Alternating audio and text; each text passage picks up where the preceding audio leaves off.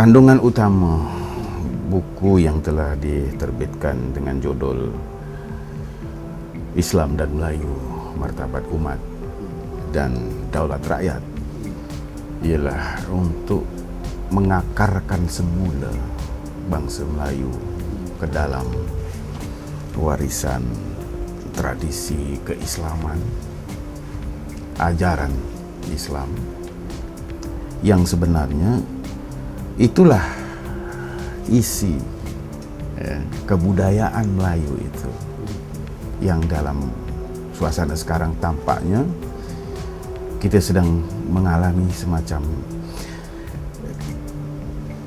pencemaran budaya yang cukup mencemaskan. Matinya nilai-nilai yang selama ini kita hormati dan kita junjung. Bak kata Malik bin Nabi, berlakunya apa yang disebut al-fikrul mayyit, pemikiran-pemikiran yang sudah mati, nilai-nilai yang telah mati dibunuh oleh nilai-nilai lain yang asing yang disebut sebagai al-fikrul mumit, pemikiran yang membunuh. Jadi dilatari oleh kesadaran inilah maka ditulis buku ini untuk mengembalikan Melayu kepada Islam, sebab Islam itu yang memberikan mereka segala-gala. Tanpa Islam, Melayu kehilangan segala-gala. Antara yang saya serlahkan dalam buku ini termasuklah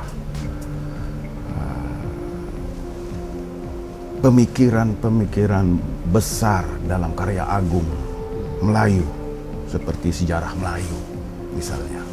Sejarah Melayu atau juga disebut Sulalatus Salatin adalah karya agung Melayu. Sebagaimana orang Barat ya punya karya agung mereka yang disebut sebagai Western Canon. Tamadun Melayu juga memiliki karya-karya agung, dan antara karya agung yang tidak dipertikai ialah sejarah Melayu oleh Tun Sri Lanang, yang di dalamnya itu padat dan syarat dengan pesan-pesan keagamaan, pesan-pesan kebujanggaan yang kesesuaiannya itu merentas zaman. Misalnya, dia kemukakan tentang wa'ad. Wa'ad yang dianggap oleh para pengkaji sebagai inilah kontrak sosial Melayu. Dengan istilah yang dipakai oleh Tun Sri Lanang sebagai wa'ad itu, yaitu sumpah setia di antara pemerintah raja ketika itu yang disandang oleh Sri Tribuana dengan rakyat yang diwakili oleh Demang Lebar Daun. Isi penting kontrak sosial Melayu ini ialah kesepakatan tentang memelihara, melindungi, mempertahankan dan menghormati maruah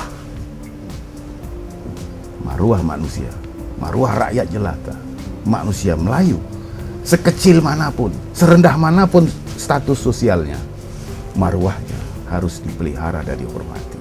Ini isi penting kontrak sosial ini, sehingga Sri Tribuana sebagai raja menyetujui permintaan atau tuntutan Demang Lebar Daun yang menyuarakan aspirasi rakyat, ya, batik mohonkan anugerah ke bawah Duli yang maha mulia. Segala hamba Melayu, jikalau ada dosanya ke bawah Duli, batik pohonkan jangan ia difadihatkan, dinista yang keji-keji. Jangan difadihatkan artinya jangan dimalukan. Karena itu saya menulis di bawah judul bahwa pantang Melayu dihina, pantang Melayu diaibkan. Itu cetusan dari kata-kata ini. Dan ini suatu kontrak sosial yang serius. Karena itu dalam sejarah Melayu disebut bahwa setelah disepakati begitu, Sri Tribuana bersetuju, kabullah hamba artinya dia bersetuju menerima tuntutan itu. Dan sebagai kontrak sosial, bila ini dicabul, maka rusaklah segala kesepakatan yang telah disetujui bersama dengan serius, artinya mereka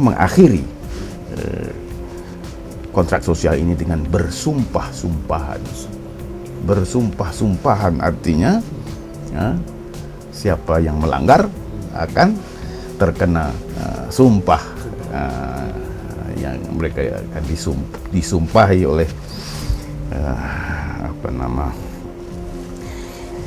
kata-kata yang telah dipersetujui, ya, dengan akibat yang sangat fatal, yang sangat berbahaya, yaitu alamat binasalah, ya, negerinya.